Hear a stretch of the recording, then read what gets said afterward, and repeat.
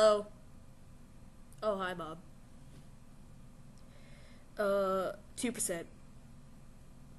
What? No, 2%. I don't have whole milk. It tastes fucking shitty with my cereal, that's why. I don't want to get fat. Fuck you, I need 2%.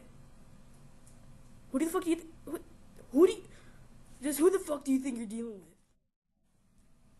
What, Bob? I'm sorry. I had to change my banana. It wasn't working. Oh, no. Remember that one time you got 1% low fat? That was fucking nasty. Never again. Oh, fuck you. I'm not having anything creamy or milky or fluffy or whatever you chicks call it. I need the perfect balance of whole and skim milk. What?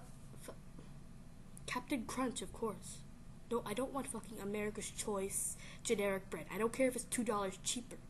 Those $2 are part of my balanced breakfast. It won't taste the same. I don't. Now it's about my sister? Oh, yeah. I like Golden Grams. Who doesn't like Golden Grams? They're delicious. Oh. Okay. Okay, goodbye. Goodbye, Bob. No, stop. No. Okay, I love you too.